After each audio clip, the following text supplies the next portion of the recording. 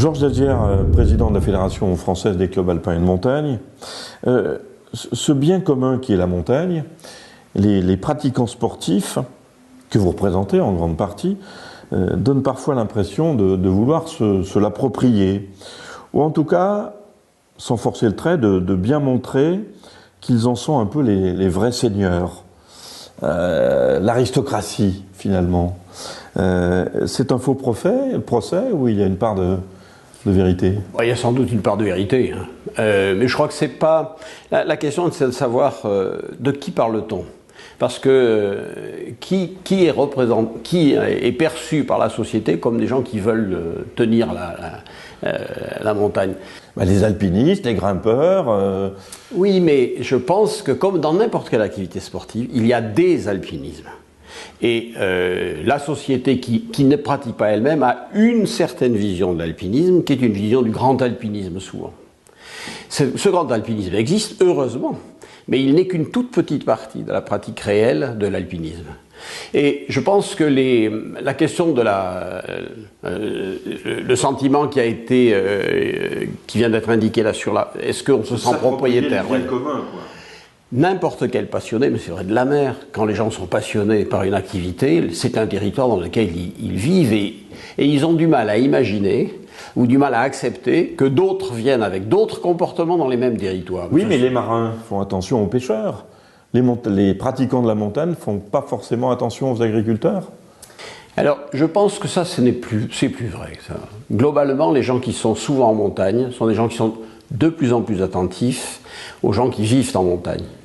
En revanche, ce qui est vrai aujourd'hui, c'est qu'un grand nombre d'urbains qui viennent très, très accessoirement ou très anecdotiquement en montagne n'ont pas cette fréquentation et ont une vision qui est assez lointaine de la réalité sociale, de la réalité économique, de la réalité des pratiques. Je pense que ça, effectivement, ça peut engendrer ce qu'on pourrait appeler, non pas des conflits d'usage, mais en tout cas des incompréhensions. Oui.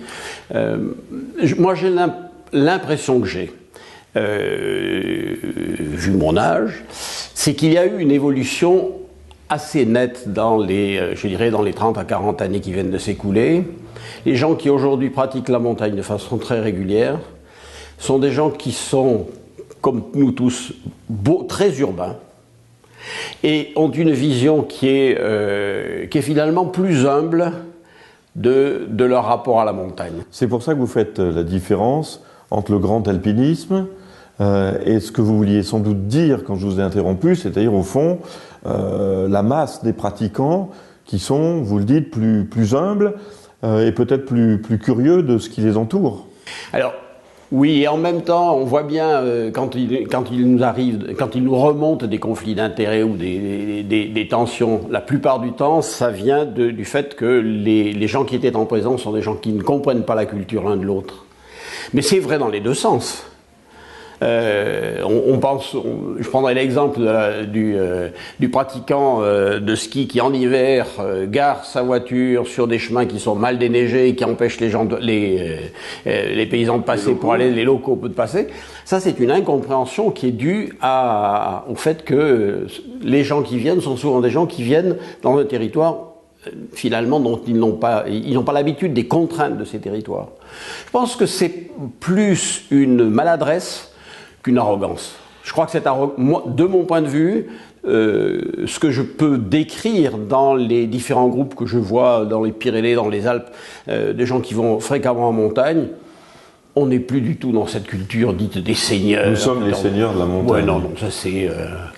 Même chez les gens de haut niveau. Et les habitants en sont les serfs. Oui, non, ça c'est pas... Je pense que c'est une arrogance qui tient... Cette arrogance-là qu'on a constatée, c'est une arrogance qui tenait moins à la pratique qu'à, je dirais, l'appartenance sociale il y a une quarantaine ou 50 d'années, des gens qui venaient là, qui étaient des gens qui avaient des postes de responsabilité, etc., et qui avaient un rapport assez délicat ou assez difficile à la piétaille. Au début de l'alpinisme, oui, l'aristocratie carrément. Oui, comment, donc vous semblez dire que ça va mieux. Comment une fédération importante comme la vôtre travaille à gommer ou à contourner ou à résoudre les tensions qui ont lieu quand même entre pratiquants et autres acteurs? Vous en avez ce qu'on appelle les conflits d'usage. Alors d'abord entre les pratiquants eux-mêmes, ce qui est assez savoureux, soit dit en passant, et entre les pratiquants et les habitants, on va dire, permanents de... Alors, je pense que, d'une part, je considère qu'aujourd'hui, les conflits d'usage sont moins importants sont moins, comment dire, quelquefois très vifs, mais en tout cas sont interrogés de façon plus intelligente par les différents. C'est-à-dire? Eh ben, je pense par exemple qu'on arrive à parler. Que ce soit, alors, évidemment, il y a la question de l'abattage, par exemple, des bouquetins du Bargy. En Haute-Savoie, oui. En Haute-Savoie, voilà un exemple dans lequel il y a effectivement de l'incompréhension entre deux populations, les éleveurs qui ont peur de l'extension d'une maladie, ceux qui ont une sensibilité comment dire, environnementaliste. Plus environnementaliste. Eh bien, je trouve que, en tout cas à l'intérieur de la fédération, si je regarde la quantité de textes qui a circulé, ce ne sont pas du tout des textes d'invective, ce sont des textes qui ont essayé de mettre à plat ce qu'on sait du problème et des solutions qui sont envisagées. Il me semble que, même s'il existe encore des tensions, ces tensions sont des tensions qui sont mieux gérées qu'elles ne l'étaient. En tout cas, dans lequel il n'y a plus, me semble-t-il, le mépris que moi-même j'ai connu quand j'étais beaucoup plus jeune, que j'ai ressenti.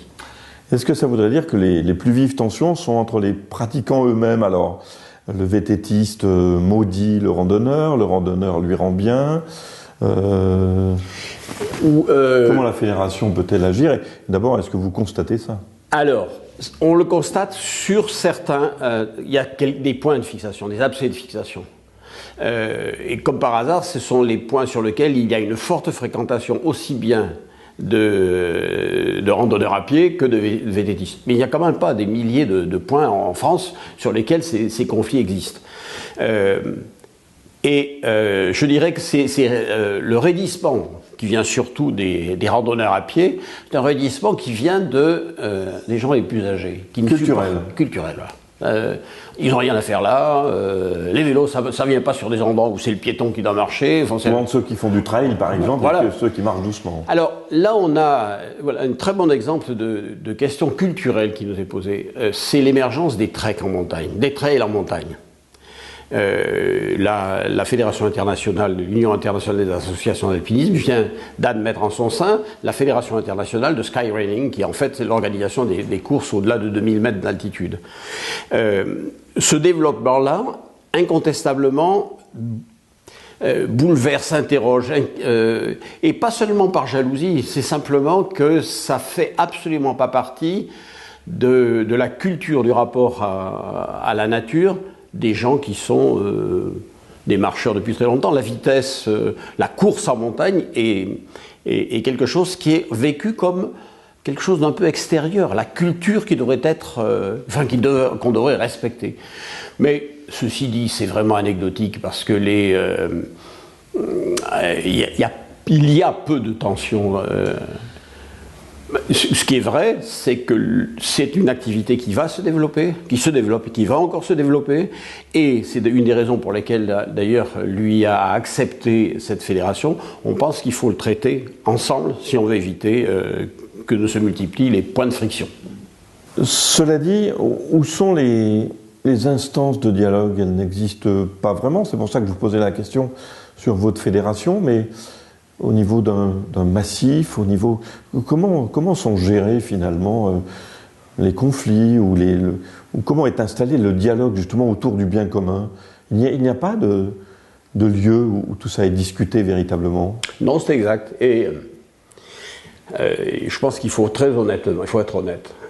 La notion même de bien commun est une notion qui est plus théorique que réelle. C'est-à-dire que j'entends souvent invoquer l'intérêt général, etc. Mais je vois très souvent des points de vue qui s'affrontent, qui sont des points de vue d'intérêt personnel.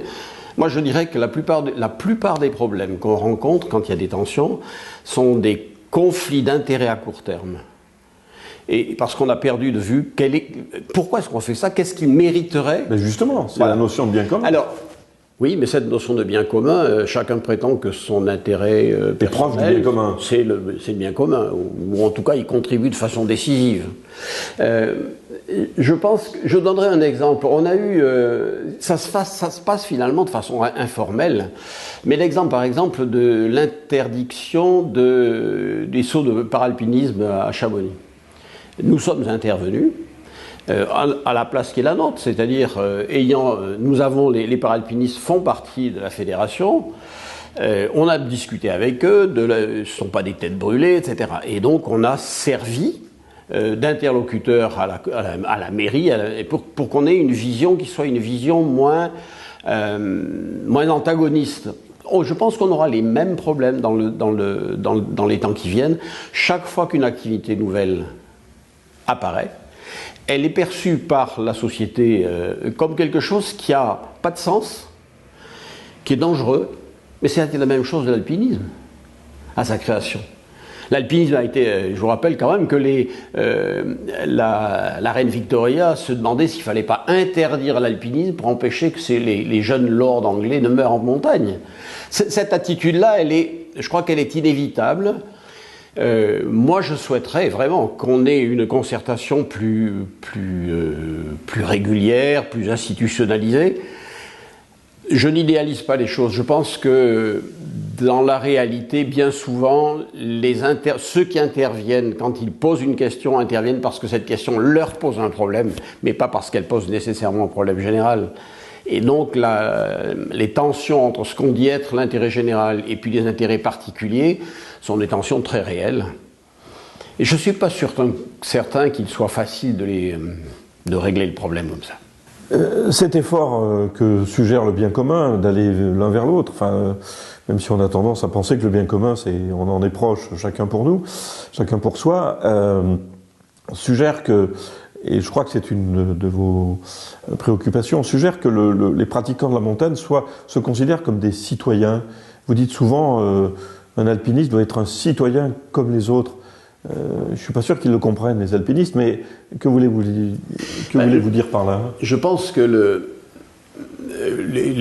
quels que soient les alpinistes comme les autres sont des gens qui vivent dans une société où il y a des problèmes, on appelle souvent les questions qui sont liées au vivre ensemble.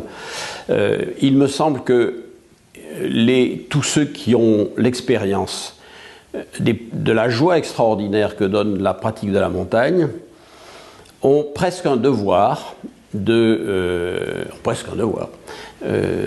regarder avec sérénité les problèmes qui se posent dans la société, et notamment les questions sportives bien sûr, mais d'aménagement du territoire, de vivre ensemble dans cet espace qui nous intéresse tous et auquel nous tenons. Je pense que c'est une sorte de devoir, mais pas plus que n'importe quel citoyen quelle que soit l'activité sportive ou la responsabilité. Pas plus, mais pas moins. Pas moins. Oui, oui, bien sûr. Et il me semble, je prends un exemple qui est aujourd'hui posé, celui qui a été posé de la façon suivante. Faut-il que les alpinistes se saisissent des questions concernant le réchauffement climatique? La question était pourquoi nous? Et la question c'est et pourquoi pas nous? Pourquoi est-ce que nous allons nous occuper uniquement des aspects désagréables de l'accès à nos voies sous prétexte que les glaciers fondent et que c'est plus difficile d'y accéder? Non, je crois que il est manifeste là que notre responsabilité, mais on la saisit ou on la saisit pas, c'est de dire nous on voit bien ce qui se passe en montagne, ce sont des signes qui posent problème, mais il est évident que la sécheresse dans le Sahel ou les îles qui vont être englouties, c'est un tout autre problème que celui des accès, et bien plus important que celui des accès aux voies d'escalade ou à la montagne. Il me semble que les gens qui aiment la montagne, qui la pratiquent,